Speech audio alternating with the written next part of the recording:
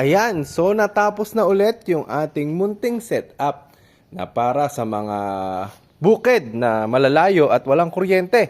So ito, pwedeng gamitin isang LG na 600 watts na pwede sa isang panel na 585 watts or hanggang 600 watts na yan, isa.